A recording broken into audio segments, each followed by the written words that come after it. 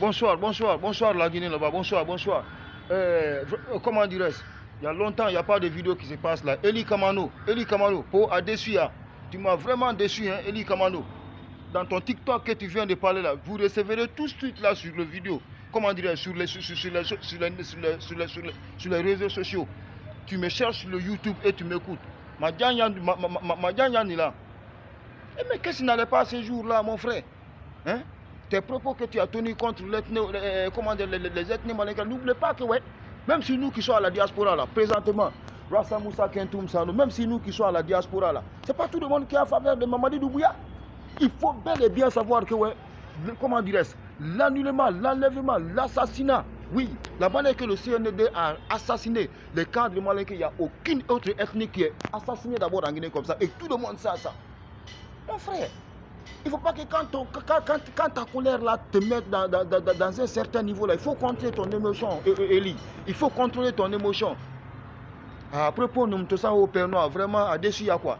Et tu nous dis là, tu m'as même non tu noies quoi? Asina nignale. Et il y a ici na nous n'y kende. Et nous pas un enfant tout ça tu as mouillé ni gegedou. Nous si na nignale parce que ça fait des années et des années.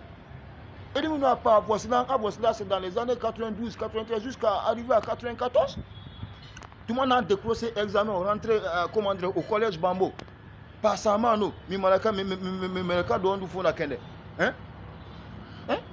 Au police station de Koli, Yangema Loni, au police station de Koli, l'onte Tcheniale Wale, l'onte Berniale Wale jusqu'à présent.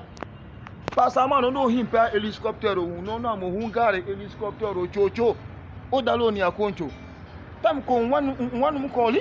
Parce que tu étais populaire quand on s'évoluait là. De l'école primaire jusqu'au décrochage de l'examen rentrée session 92-93 au collège Bambo. Jusqu'à tu as fait la 7e, 8e année avant que tu repars à Conakry. Je te connais très bien, c'est pourquoi. Ouais, nous sommes tes supporters. On te supporte et pour ton support, on ira jusqu'au bout. Mais ton propos que tu as tenu là, il faut bel et bien demander pardon à le malinqué. Comme tout de suite là, je me suis connecté là.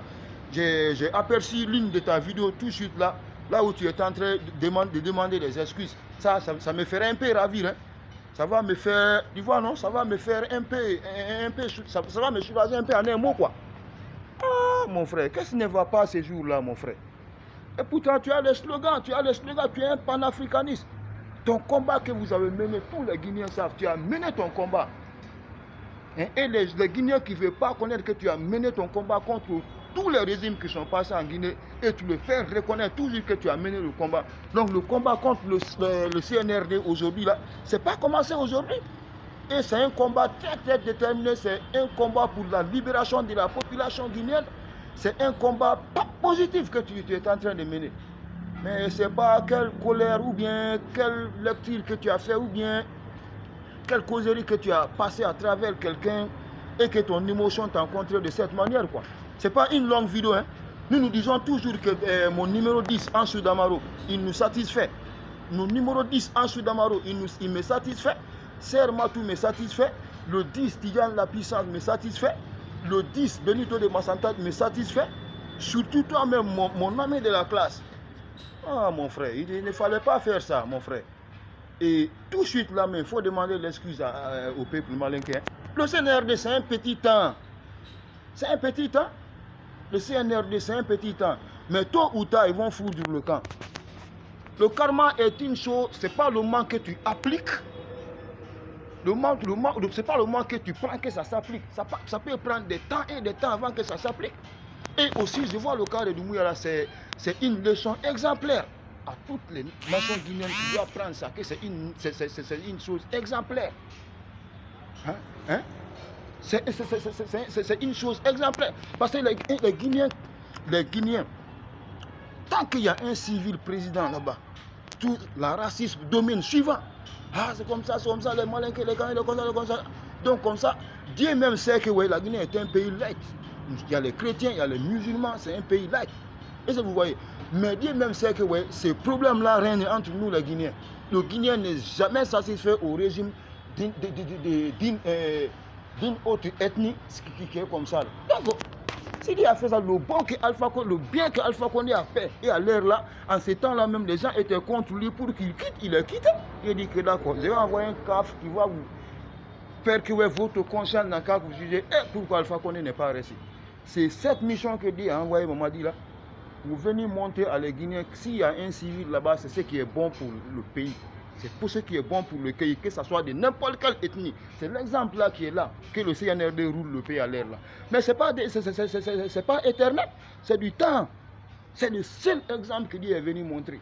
Donc comme ça, appelle autant de CNRD, n'importe quel président qui vient là-bas, que tu sois Malinké, au Guernsey, au Fula, au Toma, au quoi, les Guinéens vont accepter. L'armée guinéenne aussi, on ne compte plus sur l'armée guinéenne, parce que c'est la raison pour laquelle l'armée guinéenne, tout ce qui est dans leur idée pour dire que ouais, le pays est dans notre main. S'il y a un militaire qui est président là-bas, qu'il fait du bien ou qu'il fait du mal, tout ce qu'eux connaissent, c'est nous avons le pays. Le pays est dans notre main. Hein? On compte plus sur l'armée guinéenne. Bata a trahi le pays. Hein?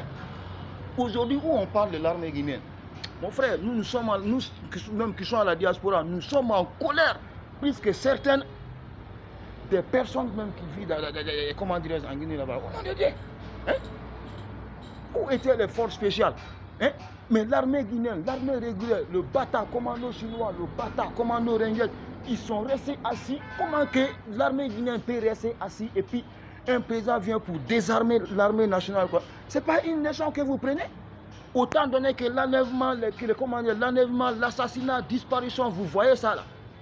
Vous ne prenez pas note pour dire que ouais, la cause dont celui-ci vient nous désarmer comme ça, c'est par fin des choses là, c'est pour qu'il n'a qu'à pouvoir vaincre sur nous. Vous n'avez pas appris ça là. Mais aujourd'hui, là, moi je sais bien, l'armée guinéenne, ils ont les décisions à l'air là pour faire le coup total. Hein? Ils ont la décision à l'air là pour faire le coup total. Mais comment? Hein? Où est l'armement? Hein? Un clan de gang est venu prendre le pays en otage. Le petit légionnaire a désarmé l'armée nationale et armé les forces spéciales, maintenir les forces spéciales, plus que même l'armée nationale, plus que l'armée régulière. Donc, disez-moi, hein, au fur et à mesure que quelqu'un marche à pied de Bamako, venir jusqu'à Conakry, on prend un véhicule, non, c'est pas la peine.